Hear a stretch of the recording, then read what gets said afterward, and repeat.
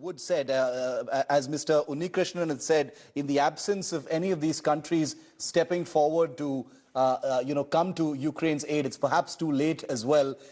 Ukraine will have to fight back bravely with whatever it has at this time. It's a bit of a pathetic situation on the ground there. But as Ukraine comes to terms, with the reality of this evolving situation, Tatiana, to come to a couple of the things that Ambassador Prakash mentioned, which is the end game for Russia and President Putin, the buffer zone. There are many who believe that the declaration of independence of those two, eastern states, could have been an end game in itself as far as the buffer zone is concerned. Many are wondering now that bullets have been fired, now that missiles are in the air, what is the end game? How much further can this military conflict be escalated for President Putin to reach the targets that he wants to, which is that buffer zone for possibly regime change in Ukraine, and as he called it, the denazification. That's the word he used of Ukraine.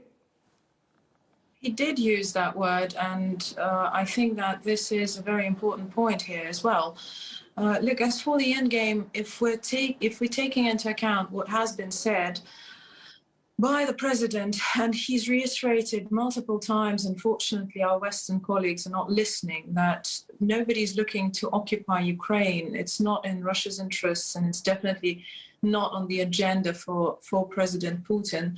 However, we do need to understand that if we throw back a little bit, it's something that Mr. Wood said. He said that there needs to be a consolidation, the European countries have to come to the rescue and to unite, around Ukraine. But they have united, didn't they? They did unite back in 2014, especially, the US, the almost $3 billion in military aid that has been supplied to Ukraine over this period of time. And somehow everybody forgets that those 8 years were 8 years of civil war, 8 years of killing people, 13,000 civilian victims in the Donbass region. And the Western states didn't act once. They didn't once put enough pressure on Kiev to stop those hostilities. We had a diplomatic solution in place. There were the Minsk agreements. Not one point of those agreements was ever observed by Kiev.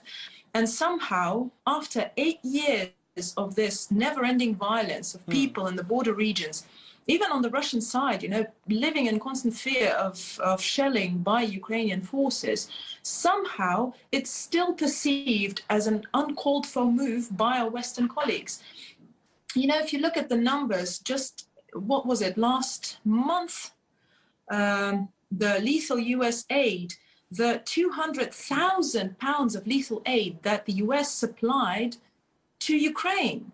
I mean, we're talking about what you're calling Russian aggression. In the meantime, if you look at it from the perspective of the people who live across the border and they see that amount of military aid being amassed, and we're not even talking about the Baltic states, where NATO has been gradually increasing their presence, increasing despite demands, despite, asking politely, despite requests from Moscow to respect the red lines that the president spoke for endless times. On endless occasions, he said that the red lines must not be crossed.